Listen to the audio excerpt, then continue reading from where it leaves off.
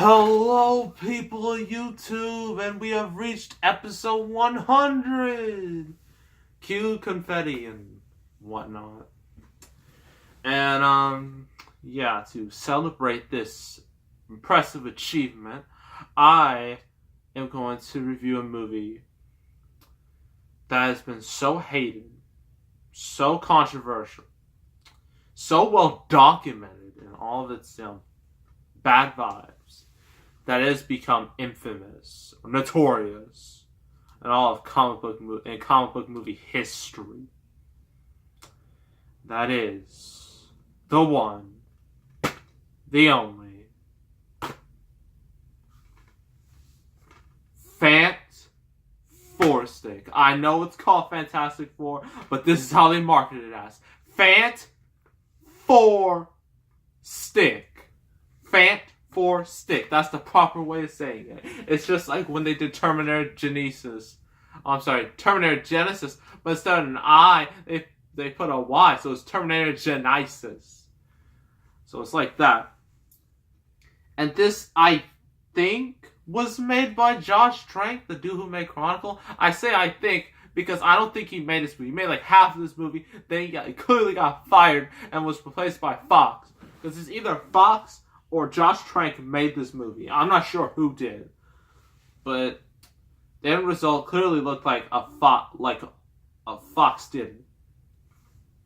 And for a good little dose of entertainment, I'm going to read the back of the box. This little thing right here. And let's read it, because it is great. The Fantastic Four make a triumphant return. Nice one, Fox. That's a good joke. Far funnier than anything in the movie. With Marvel's next generation of heroes, 4 young outsiders who teleport to an alternative universe, their physical forms altered in shocking ways. Their lives changed forever. Reed Richards, Mr. Fantastic, Sue Storm, Invisible Woman, Johnny Storm, the Human Torch, and Ben Grimm, the Thing, must harness their incredible new powers and work together to save Earth from a former friend turned enemy, the infamous Dr. Doom. So, there are a couple problems with this already. One, they don't even mention the names. You'll never hear the names. Mr. Fantastic, the Invisible Woman, the Human Torch, or... well, you do hear the Thing, but it's not like the Thing. It's just like the Thing no one likes. Like, that's not it. You never hear those names, official names, in the movie. They don't even say Fantastic Four. They're about to say it, then they cut them off at the very end of the movie. So either they were just ashamed of it, that this was a superhero movie, or they knew it was gonna bomb horribly. Probably both. And then, like, they save Earth. You see here? See all, like, these buildings? I've seen posters where they have, like, buildings and whatnot, like, meteors coming out of there, and you're thinking, oh, that looks cool. And guess what? That never happens. All this destruction of cities, that does not exist. It's all in an alternative dimension. Most of the movies in an alternative dimension. We never go to Earth. They never fight on Earth. No, they're just like a big area where there's like a gigantic hole in there. And that's literally it. That's the extent of it. Like, there's no battle in the city. Like, so this is incredibly misleading. And also, they look like they're a team, right? They look like they're together. They are not together. They are not a team. They are not a family, even though they're technically Marvel's first family. They are not, okay? They are just... I don't even know what they are. I don't even think they're really that good of teammates. They're just 4 people that just happen to be together and just happen to have all these powers and happen to be at the same place at the same time. And then... yeah, that's it. So let's talk about the movie. It starts out in the past, obviously. You have Kid Reed Richards and you have Kid Ben Grimm. Reed Richards is, doing his little project on science. And then David Castellaneta, yes, Homer Simpson himself is like his teacher, and he's just like he's talking about alternative dimensions or teleporters, all this crazy stuff, and then this teacher's just like, sit down, you don't know nothing about science. And Ben Grimm, you see, realizes it's part of an abusive family, abusive brother. His brother's just like, it's clobbering time. Yeah, that's where he got the thing from. His little phrase. It's clobbering time. That's where it came from. His abusive brother. Yeah. So, Ben Grimm goes to Reed Richards' house. He wants to help him out with this thing. He helps him with one thing, and then they try to do send something like a little car to another area. He needs all these Nintendo 64s to do it, which is pretty hilarious. It's 12 of those. I'm just like, how did he get those? He must have stolen from some kids' houses. And then there's a huge blackout and whatnot, and then it fast forwards to much later, and then they're at a science fair again. And then, they're, doing their thing. And then, they had to use a little airplane, a kid's airplane to do it. And then, they do the thing, it's there, and then disappears, then reappears. You have sand all over it. And then, the force of it, causes, the basketball hoop, to break. But then the teacher's just like, F.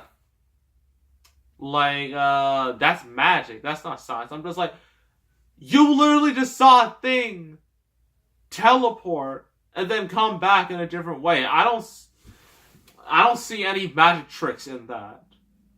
But then at least Mr. Dr. Storm and his daughter, adopted daughter, Sue Storm, realized this potential and asked them, they actually Reed, to join them on their little research to do their little teleporter. Then, later on, you see, Johnny Storm being the outcast that he is, the rebel with a cause. He was, doing drag racing, his car broke down, and then he's forced to do the project. Then they realize, oh, wait, we need, Dr. Doom. Victor Von Doom. Fun fact, he was originally supposed to be called Victor Domashev. Yeah. Leave that in your head. And they changed it to Dr. Doom because they're afraid fans would get upset. Honestly, I wish they would with Victor Domashev because it would have sounded a bit more realistic than Doom. So anywho, the team, they build the thing, they get along pretty decently. Then they do their first test with a fake monkey that was clearly ripped out of the Apes movies, and they send it there and send it back, and they're like, yay, it's all good, but we're going to take this to NASA. You kid. And then, the kids, they believe they're supposed to go, but then they're just like, nope, you're staying here. And then Reed, Johnny, and Dr. Doom, they all get drunk, and they're like, let's go. We're going to be the first to do this. And then they go to the alternative dimension, which is dark and green and whatnot. Then on their way there, Victor Von Doom does one of the dumbest things I've ever seen. He decides, I see this weird, strange green stuff that could affect me. I'm just going to stick my arm into it. Because that's clearly what anyone would do. Sticking your finger in a pencil sharpener. I mean, get out of here. So he does so. The whole thing cracks. Victor Von Doom goes down. Reed, they brought Ben along because Reed's just like, you're my friend, and I'll never be without you, buddy. And they go back, and then they're all affected. Reed gets stretchy powers. Johnny gets to go to fire. Sue Storm now has invisibles. Invisibles.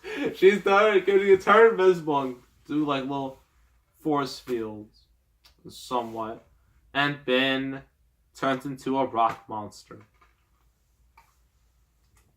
And so, Reed, escapes. And then it cuts to 1 year later, and that's when you realize the movie was doomed. Because that's when it just... it started out pretty okay, right? It started out like, this ain't too bad. But once that 1 year later started, it just took straight downhill. Because, you see Reed, going out. It's like in this area. He can change his face in some of the most unconvincing CGI I've ever seen. So the others are basically about the government to be weapons. And remember that scene, like in the trailer, where the thing kind of dive bombs out of like a plane? That doesn't happen. You never see that happen. You never see the thing do anything cool. Which is just a waste, man. And, so, they find Reed, bring him in, and then they realize, oh, we're gonna go back there. But wait, there's Victor Von Doom, who somehow has a cape, who, even though there's been nothing out there, like, plot holes, ladies and gentlemen. And then it gets even worse. You see, like, Miles Teller, like, has, like, facial hair, but then, like, after a while, like, he doesn't have facial hair, and then you have, Kate Mara as Invisible Woman, like, she has, like, her normal hair, but then it just turns blonde in the most unconvincing wig of all time. Seriously, it's laughable, it's pathetic. And, so, they find Victor, but then Victor goes on an ultimate rampage, and the best part of the movie, he just walks and everyone around him just dies. It is glorious. And then he kills, Professor Richards, and they're just like, no! You killed my dad! Like, I put my revenge! And so, they fight in the, alternative dimension, as always. And then, the typical... Actually, you know what? I'm just going to say this. They fight in the worst climax of all time. The most anticlimactic battle in history. First, like, they do the cliche, sing, like, when they're, like, by themselves, they fail. But together, they succeed! And they all fall, and then, like, Reed's just, like, to Victor's like, Victor, don't do this! And then, Victor's just like, there is no Victor, there's only Doom. And I'm just like, I give up. I quit. This is the worst thing. This is the worst superhero movie ever. One of the worst movies ever. But then they realize, we're all gonna work together and be a team, even though we've never been a team throughout this entire movie. And then, they do, their little thing. Like, they just punch him once, and then the thing is just like, it's clobbering time, even though that came from his abusive older brother. And one punch just punches him into his little vortex he was created to destroy both worlds, and then he dies. And then they all go back. Everyone's like, yay-ish. Then they have a new lab, and then they think they're gonna get a sequel. Which never happened, obviously. And then the movie ends. What can I say about this that has been said already? Now, I'm going to say everything, okay? I'm not going to hold back. So, the plot. It starts out decent. But once that 1 year later mark hits, it goes down hard. To no redemption. As I said, the worst superhero battle of all time. It doesn't even last like 5 minutes. Most Marvel movies, they last at least 20 to 30 minutes. This doesn't even last a fraction of that. Characters. Reed Richards. No, like, I'm not going to say anything bad about the actors because they probably were forced into these roles and then they couldn't get out, and so they looked like hostages the whole time. So I'm not going to blame them entirely. I mean, they all tried, man. But then after a while, they eventually started phoning it in. Like, they knew this was going to be a bad movie. But then we need to talk about Doctor Doom, because at this point, Fox has completely destroyed Doctor Doom.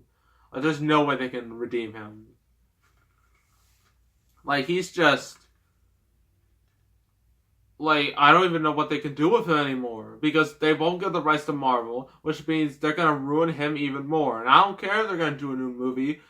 I'm not going to watch it because I know for a fact you screwed up once, you screwed up twice, you screwed up 3 times. They'll likely screw up a 4th time.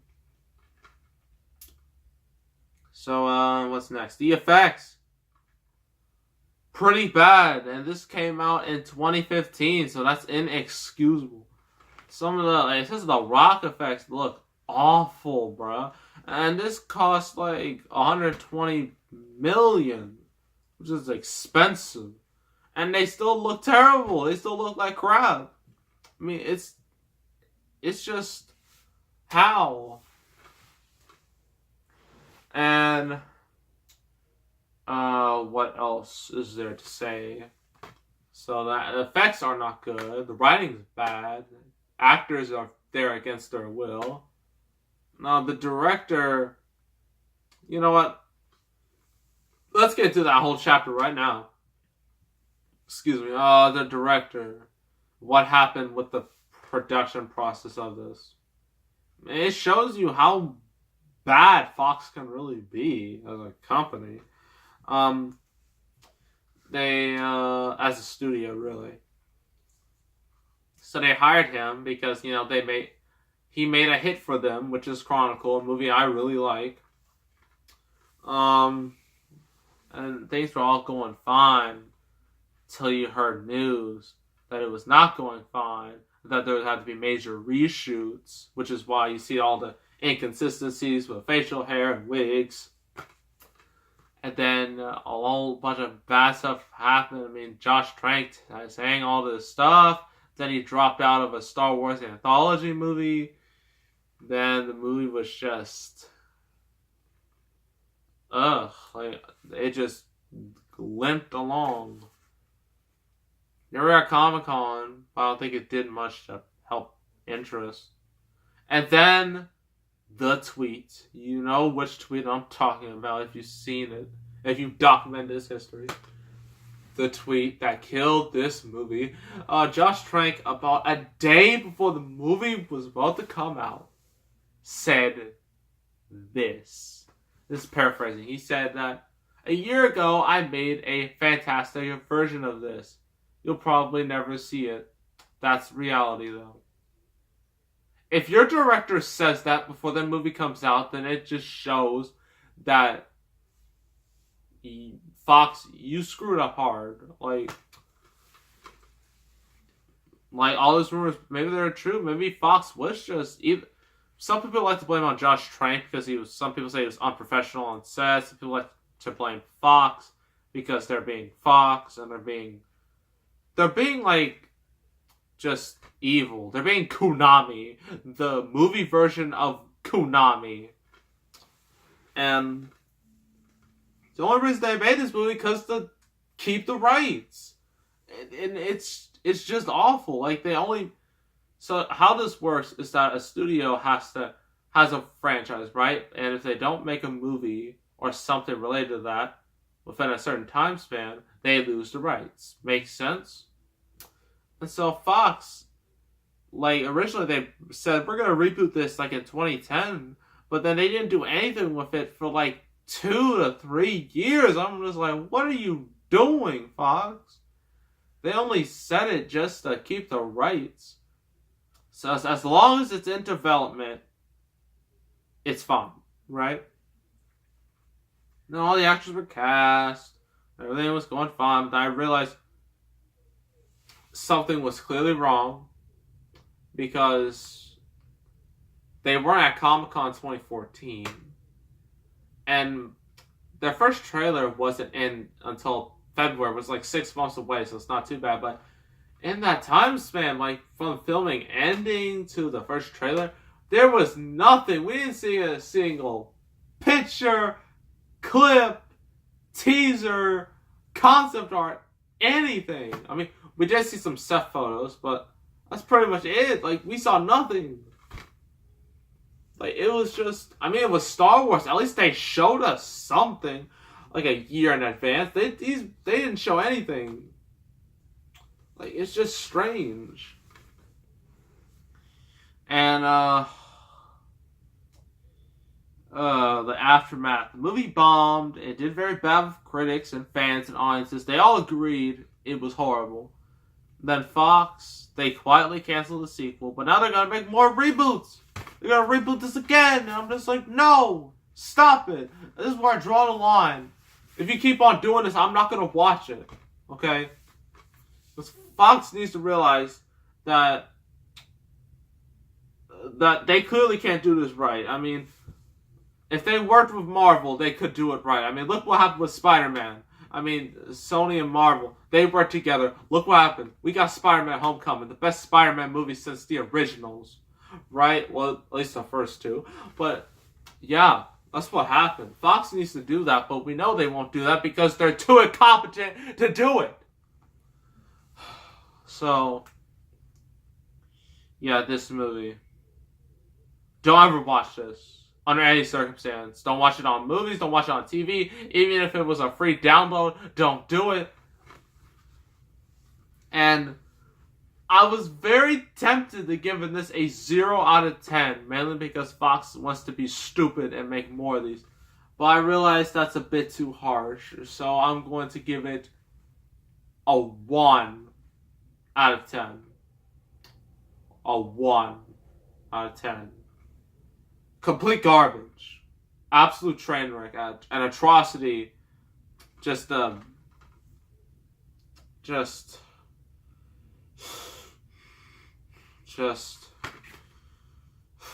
don't even have any more words to say about this. Just don't watch this, okay?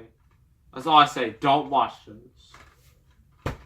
So now we're gonna begin to our Royal Rumble. I already explained the rules in the last video, so it should be made pretty clear. And we're gonna get to it right now. Alright. Ready to get this going?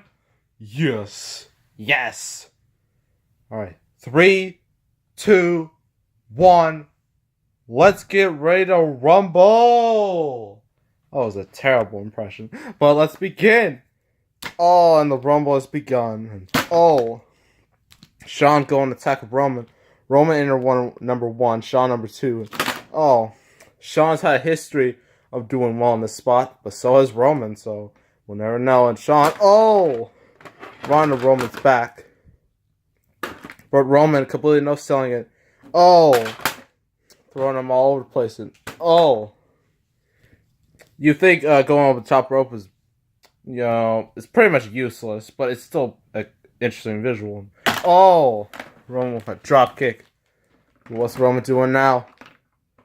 He's trying to get Shawn Michaels. For, oh, Superman punch. Oh, 5, 4, 3, 2, 1. Who is next? And it is Roman Reigns' partner, Dean Ambrose. Dean Ambrose has arrived. Oh. Going after HBK. Oh. Elbow drop. The poor HBK. What's Dean gonna do now? Dean. Trying to. Oh, DDT. But Roman, oh, realizes every man for himself. Going after Dean. Oh. Now take this, Dean. No. Oh. Oh. Let's see. Dean reversed it. And Dean trying to go for a neck breaker. Will he get it? Yes, he does. 5, 4, 3, 2, 1. And so who is next? And it is... Oh, it's Kevin Owens. And, Ambrose taking the most punishment out of all these guys. Take this. No. Oh. What's Roman gonna do? Oh. Now take this, Heartbreak Kid. This is for Brett and Canada. Cannonball. Oh. Another one for good measure. Oh. Yeah. Now. Don't. What are you doing now, Sean? You know what I want to do.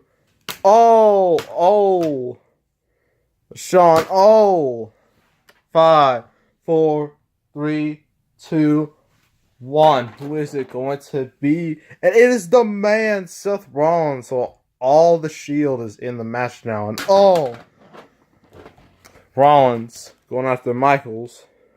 It's about to pedigree him, but Michaels reverses it.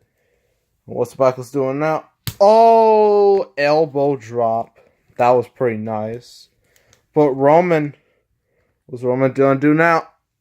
Got that Samoan drop.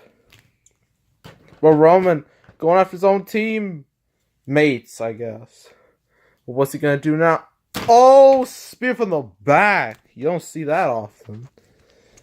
And Roman.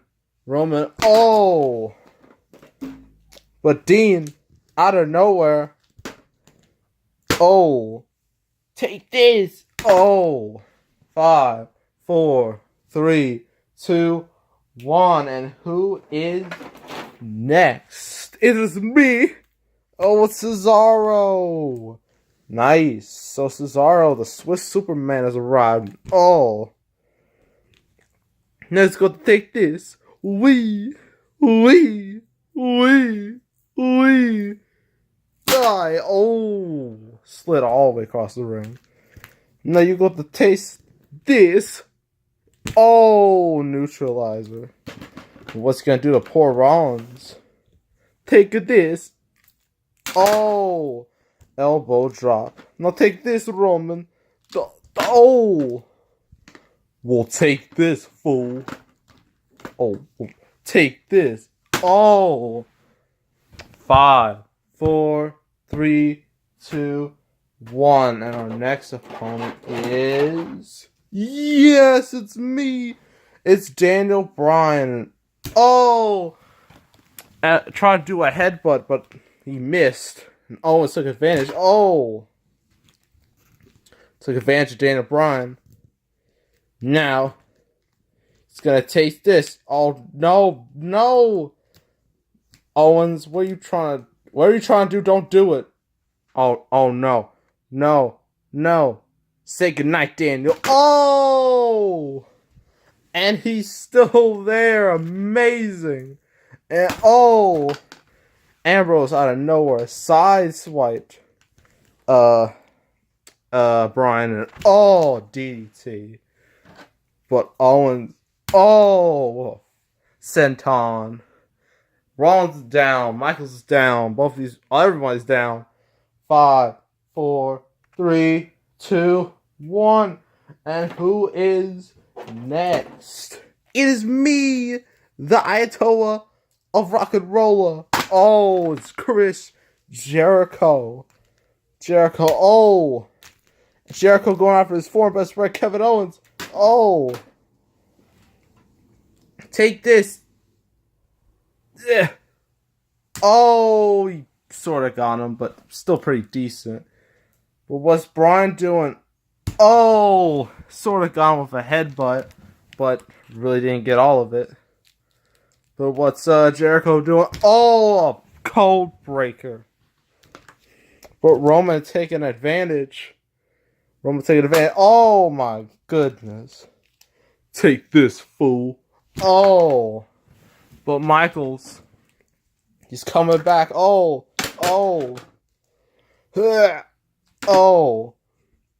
Yeah, bye. Shawn Michaels. Oh. What's Michael do? Oh, splash on the Owens. Everyone's still down. 5, 4, 3, 2, 1. And who is next? Oh man, it's the Undertaker. Undertaker's arrived. And going on a complete and utter rampage on everybody. And just a choke slam. Then the Cesaro, another choke slam. And then the Bryan, another choke slam. Let's go in the choke slam city. Oh, there goes Michaels. And there goes Owens. And then there's the man who beat him at WrestleMania this year. And there goes Reigns. And then finally Rollins. Rollins will not go unscathed. Oh, there goes Rollins. Everyone has just gotten decimated by The Undertaker. So 5, 4, 3, 2, 1. Who will be tough enough to challenge the Dead Man? I'm here to show the world. Oh, this is no good. Hey, Dead Man. Let's be friends. You know what? Nah. Oh. Ziggler tried to befriend the Dead Man, but it clearly didn't work out for him. What's he gonna do? Oh my goodness. Bouncing around everywhere like he usually does. Now you're gonna taste the pain. No. Oh! And now, what's Undertaker doing? Oh my gosh. And there goes Dolph. First elimination. And then, Undertaker continuing to dominate his yard, which is the real yard. Everyone's just getting, just dominated by the Undertaker. 5, 4, 3, 2, 1. Who is it?